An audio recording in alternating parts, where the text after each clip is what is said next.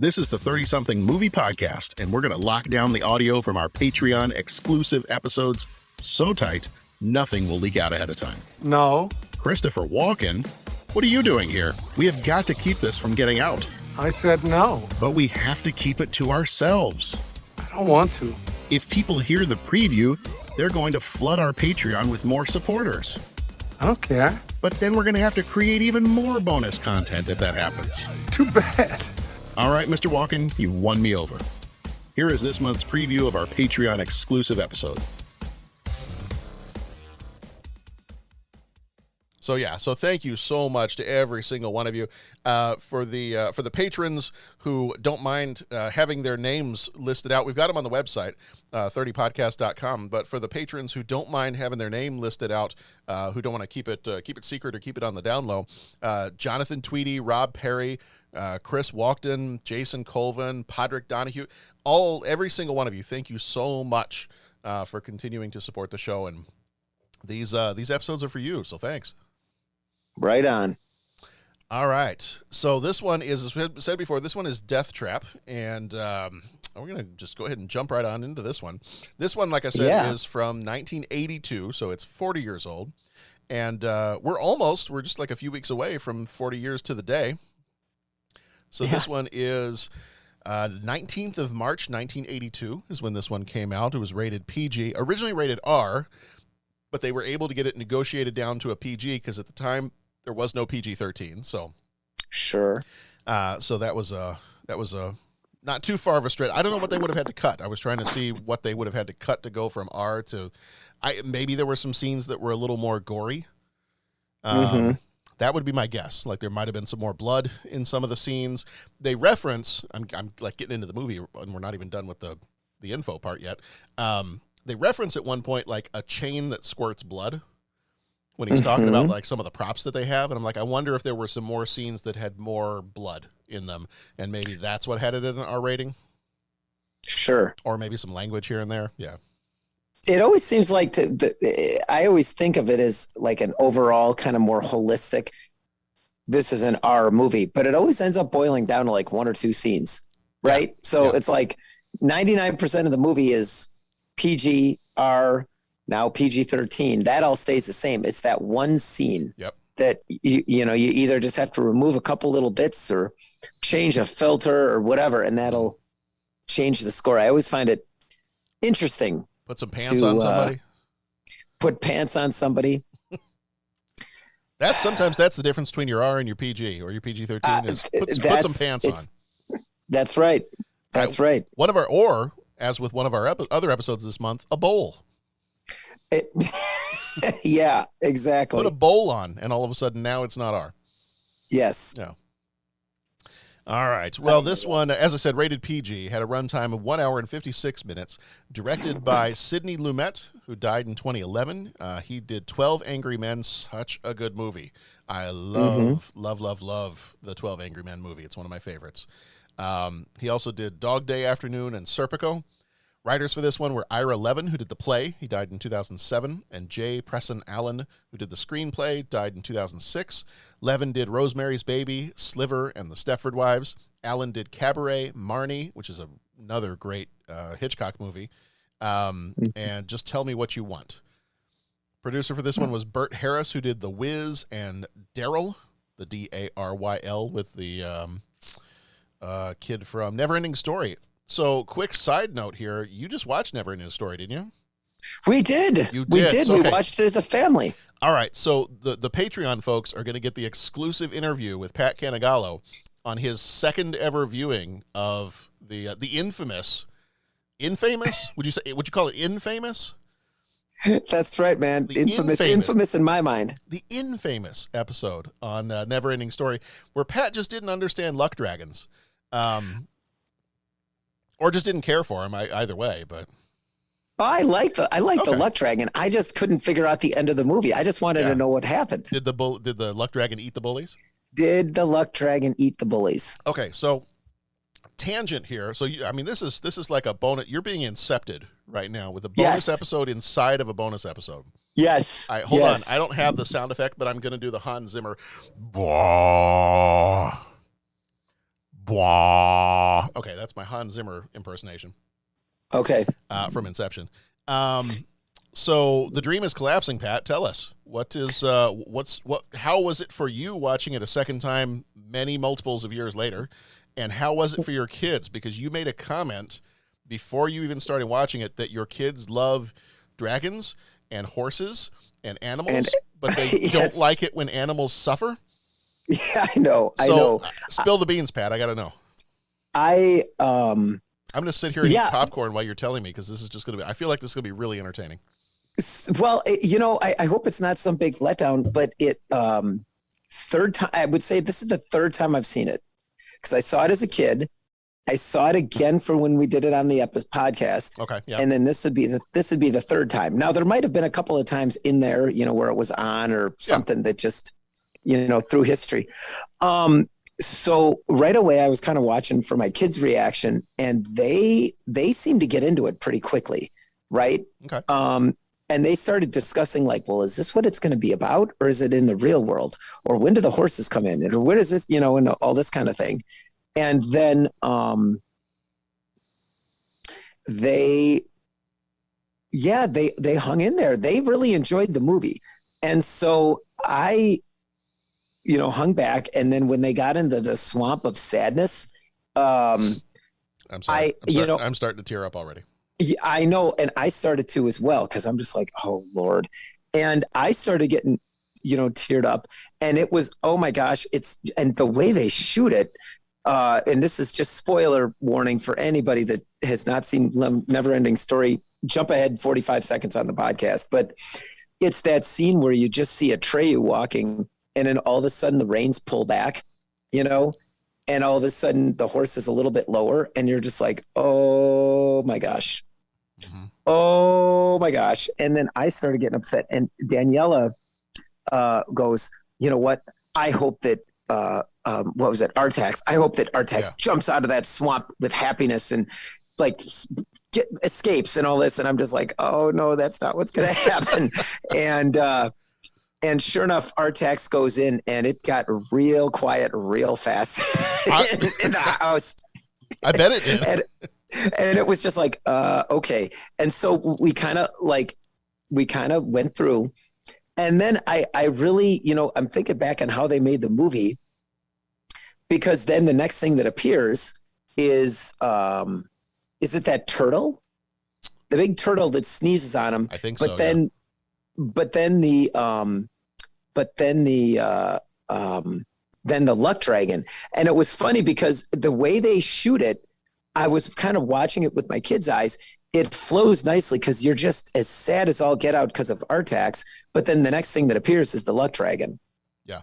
So then we could kind of rally a little bit because of the luck dragon. Although Daniela was a big fan of the wolf. Because we also like wolves in this family. Gotcha. So the kids, they got all excited for the wolf. And what was his name? The Gamork? The Gamork, yeah. And then Morla was the turtle.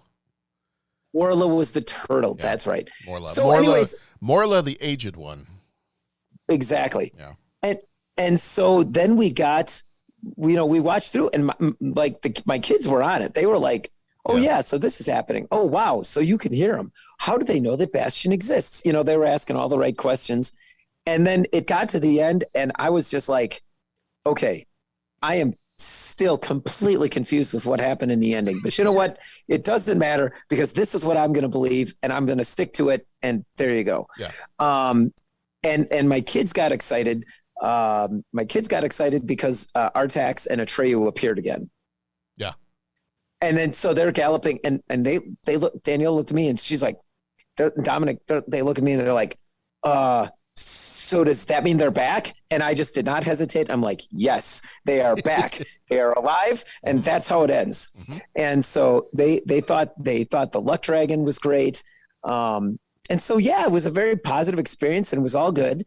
The very next day, they both went over to the stable, the barn, and were riding horses. And I will tell you that they took extra special time after their lesson, brushing down the horses and talking to the horses. And itching the horses behind the ears and all that kind of stuff. They got a little extra TLC with the horses after the Artax scene. Yeah. But so I would say it was definitely a positive experience. Good. And I just didn't think. I just did not hesitate. I just said, this is how it ends. And I headcanoned it, and I got through it. Yeah. So that was, but I'll tell you, that scene with Artax, it got really quiet. and then I'm over in the corner of the room, like, like sitting over there and trying to, Dad, are you okay? Fine. I'm just fine. But so yes, so it was successful movie night. It was enjoyed by all. And Artax and Atreyu rode again at the end. So that was what counted. Kids, next weekend we're gonna watch Transformers the movie. I know. Dad's gonna need some tissues. I know. Ba weep, grana weep, ninny bong. I know. And then we're gonna follow it up with Old Yeller. Oh. Oh, jeez. Oh man, you're trying to do your kids in there. I know. Wow. But no, my kids, like I said, my kids root for the animals. Jurassic Park. Yeah. They root for the animals. For the dinosaurs? Oh, they root for the dinosaurs. It was Jurassic Park 3 that we just watched. Okay, here's another spoiler. So Patreons, feel free to fast forward another 45 seconds, but it was Jurassic Park 3. They landed on the island. Do you remember this one where they get Grant and they go back to the island looking for their kid or whatever? Yeah. And then the tough hunter guys go off into the forest with all the big artillery and guns and everything. And then all of a sudden they come running back and they try to take off, but the Spinosaurus or whatever knocks the plane out of the air. Yep. And Daniela's reaction was, oh man, those dinosaurs are super hungry. Boy, I hope that, what did she say? I hope that dinosaur got enough to eat because that guy was actually kind of small. That was her reaction. I'm like, okay. Hey, gotta have priorities. Gotta get through it somehow. Yeah. So. Well, that's exciting. Well, I'm glad that everybody enjoyed. I was a little concerned. I was greatly concerned because as a kid, I still think back to watching that movie as a kid, and that's one of those times. And I know we talked about the Transformers movie too back in. Yep. Was that? Yep. It was 87. Maybe that one came out, so it would have been 2017 good Lord, that's 5 years ago. So I remember talking about that one, and I remember watching that one as a kid, and I remember this one. I remember Never Ending Story and watching that as a kid, and it was one of those times where it's like, stuff just got real. Yeah. Like, this is not what they do in the cartoon. In the cartoons, they won't even say the word dead or died or whatever, and like, wow, this stuff happened. Yeah. So, yeah. Well, good. I'm glad it worked out well. I'm glad that it was a good experience.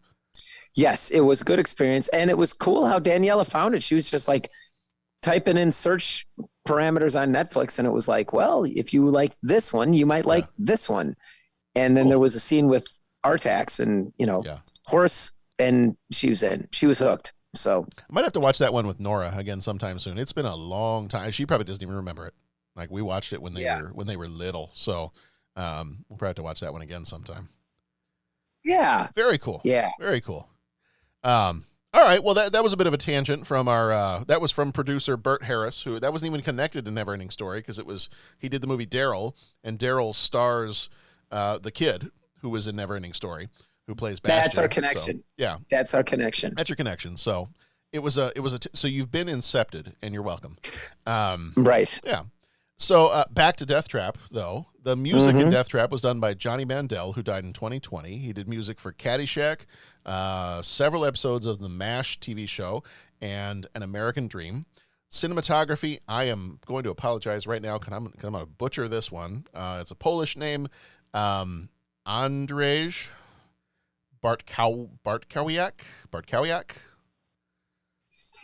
Anyway, yes. I can't help you with that, John, but please correct us if we get it wrong. Yeah, if anybody knows Polish or knows, I was going to look it up ahead of time because sometimes I'm able to find on there like how you'd pronounce some of these names. Andrzej is the first name. So okay. He did cinematography for Romeo Must Die, Speed, and Exit Wounds. And then the editor of this one was Jack Fitzstevens. He died in 1998. He did Just Tell Me What You Want, Fighting Back, and The World of Don Camillo. Budget on this one I couldn't find. Box office was $19 million. Flick Metrics gives it a 66%. Cinema Score, there was not one for this movie. This movie, small cast in this movie because it's based on like a 5-person play. So the cast for this one, Michael Caine played Sidney Brule. He was in the Nolan Batman movies, Cider House Rules, Muppet Christmas Carol, and Noise Is Off. Christopher, which we're going to do here in just a few weeks, I think. Yay! Christopher Reeve, who died in 2004, played Clifford Anderson. He was in the Superman movies, Somewhere in Time, The Remains of the Day, and Noise Is Off, which, again, we will do here in a few weeks. Diane Cannon played Myra Brule. She was in Heaven Can Wait, Caddyshack 2, and several episodes of Ally McBeal. Irene Worth, who died in 2002, played Helga ten Dorp. She was in Orders to Kill, King Lear, and Lost in Yonkers. Henry Jones, he died in 1999. He played Porter Milgram. He was in Butch Cassidy and the Sundance Kid, Vertigo, and Arachnophobia. And then Tony Di Benedetto played Bert the bartender. He was in Raw Deal, Splash, and Marked for Death. When the once successful playwright Sidney Brule sees his latest Broadway effort bomb on its opening night, he tumbles into despair until he receives a package from his former student Clifford Anderson. Inside is an unproduced script that's better than anything Sidney has written in years. At the urging of his wife, Myra, Sidney undertakes a plan to lure Clifford to his country home, murder him, I should have said it that way, and then announce the script as his own work. At the turn of a knife and a twist in the plot, Deathtrap is everything it's not. Sydney, people are always interested in psychics who can point at someone and say, that man murdered that man. Are you trying to say that you don't think that you can trust me?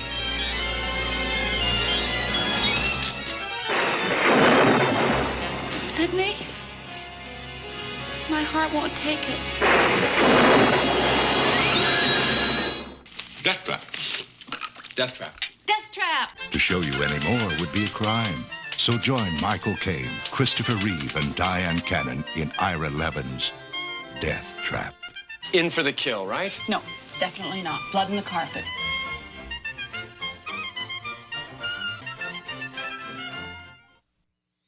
All right, so this one, Deathtrap, a story of murder. Yes, it is. Lots of different weapons here. Lots of different things set up in the early part of the story. I always like to make the references to Chekhov's gun in plays and literature. Here we have Chekhov's gun, Chekhov's mace, Chekhov's handcuffs, Chekhov's heart condition, Chekhov's clairvoyant, Axe. the axe. Yep, don't forget the axe.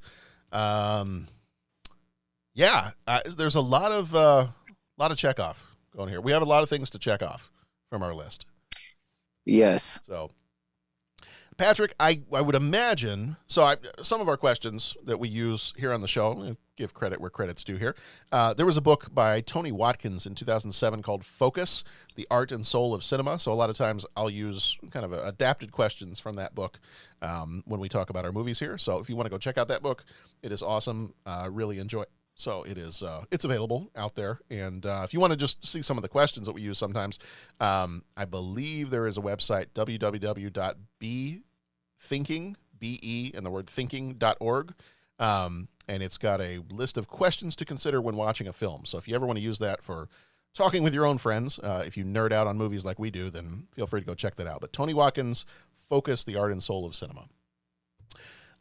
Patrick, I'm assuming that you probably had not seen this one before, but I could be wrong. I had not. You had not. Okay. First, initial reactions, initial viewing, one word or short phrase, how did this movie make you feel? You remember Star Trek 6, The Undiscovered Country?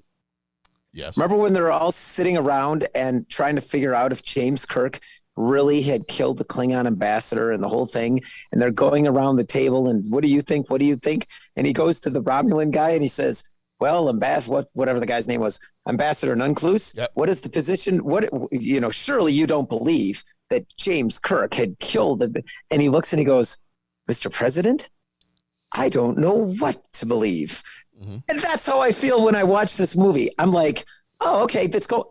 Oh, okay. Okay, maybe it's okay. I don't know what to believe when I'm watching this movie. And it was, and just when I started kind of like, okay, I'm getting into the review. My one phrase, I don't know what to believe when I'm watching this movie. How did it, so that's kind of related to, following the storyline and the plot and everything else. In terms of, because now I'm kind of curious, is that you didn't know what to believe, positive or negative, or you're still not sure? Well, definitely positive, because if I'm walking away thinking about it this much, then it had a positive effect. And I was sitting there kind of thinking, okay, this is kind of dragging along, but I'm really enjoying watching it. Okay, well, obviously this is an adapted play, so I really enjoy the dialogue, and I love watching, Christopher Reeve, and I enjoy watching Michael Caine, and I enjoy watching, everyone doing their thing in these characters. But then all of a sudden there'd be a twist, and it was like, oh, well, I didn't expect that. And then suddenly my interest is piqued again, and then it would go and go and go and go. Then there'd be another twist, and then another twist. So I guess maybe I'm just dancing around the question. I guess I got to see it again and process it again. Mm-hmm. But yeah, I kind of, because my opinions would change kind of based on the twists in the show itself. Yeah. I guess my answer that doesn't have an answer maybe sums it up the best. I enjoyed it, but it did definitely twist and turn all over the place. Yeah. Hey, thanks again for listening to the 30-something Movie Podcast's monthly Patreon preview episode. If you'd like to find the full episodes, head on over to freezeropodcast.com/donate. There you'll be directed to our Patreon page where you can join at any level of support to get access to these bonus episodes. There are other tiers of support available, but any level of support will get you access to the monthly bonus episodes. Everybody, thank you so much as always. Be excellent to each other. Go watch some good movies, and we'll see you back here next time.